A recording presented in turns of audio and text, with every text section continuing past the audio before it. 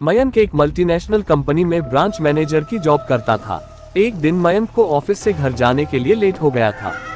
सर्दी की मौसम होने के कारण रात भी जल्दी हो गई थी। ठंड भी बहुत शुरू हो चुकी थी। रास्ते में चलते चलते मयंक को अचानक एक आवाज सुनाई दी, रुक जाओ। मयंक वहीं पर ही रुक गया और पीछे मुड़ के देखा, लेकिन पीछे कोई भी नहीं था।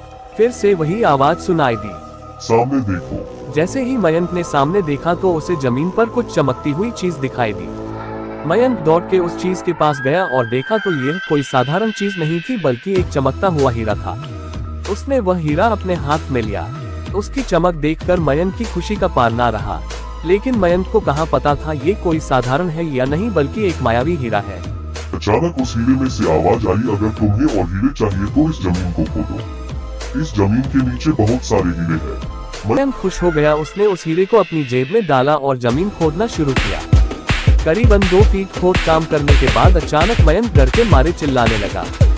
इसके कारण उसका संतुलन खो गया और जमीन पर गिर पड़ा, क्योंकि उस गड्ढे में से हीरे मोती नहीं बल्कि किसी इंसान का कटा हुआ सर मिला।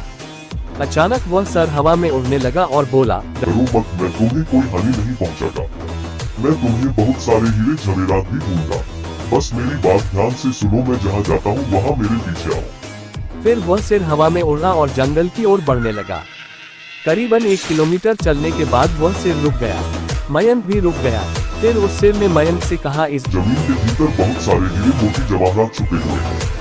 इस जमीन पे खोद काम शुरू करो। मयंक खुश हो गया और उस जमीन को खोदना शुरू कर दिया। खोदते खोदते उस जमीन के नीचे हीरा मोती तो नहीं मिले बल्कि उस सिर का कटा हुआ धड़ मिला।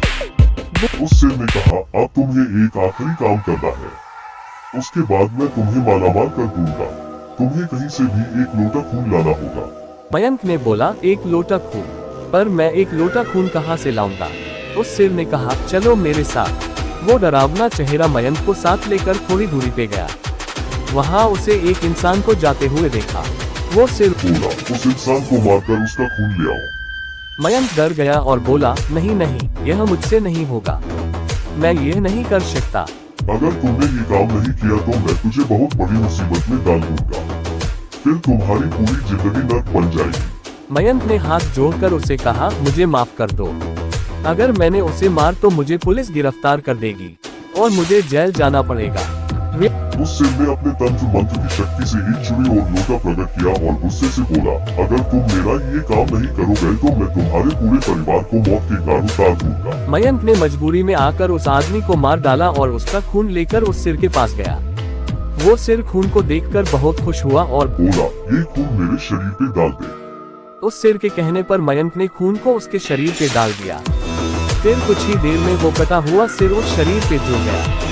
ये सब देखकर मयंक की हालत अब खराब होने लगी। वो उस भूत को देखकर काफी डर गया। जैसे ही वो भूत जिंदा हुआ तो जोर जोर से हंसने लगा और डरावनी आवाज में बोला, तुमने बहुत बड़ी गलती कर दी कि तुम्हें मुझे फिर से जिंदा कर दिया। अब मैं सिर्फ तुम्हें ही नहीं बल्कि इस पूरे शहर को मौत के घाट उतार दूंगा। डर के मारे मयंक के मुंह से आवाज भी नहीं निकल रही थी। वो अपने जान बचाने के लिए वहां से दौड़ा, लेकिन उस भूत ने छलांग लगाकर मयंक को जमीन पे गिरा दिया और बोला, मुझे बहुत भूख लगी है, अब मैं तुम्हारा मांस खाऊंगा। जैसे ही उस भूत ने मांस खाने के लिए आगे बढ़ा कि तुरंत ही उसका सिर धड़ से अलग हो गया। मयंक समझ नहीं पाया कि आखिर यह चमत्कार हुआ कैसे। जब मयंक ने पीछे मुड़कर देखा तो एक अघोरी बाबा खड़े थे। उस अघोरी बाबा ने कहा, जब तुम उस आदमी को मारकर उसका खून ले जा रहे थे तभी मैंने देख लिया था। वो समझ गया कि कुछ तो बुरा होने वाला है, इसीलिए मैं तुम्हारे पीछे पीछे यहाँ तक चला आया और मैंने अपनी मंत्र की शक्ति से उस भूत को फिर से मार दिया। अब तुम निश्चित होकर अपने घर जाओ। अब तुम पर कोई खतरा नहीं है। आज भी मयंक उस बात को याद करता है तो उसकी रूह तक कांपने लगती है। दोस्तों, आपको ये कहानी कैसी लगी प्लीज हमें कमेंट करके जरूर बताएं।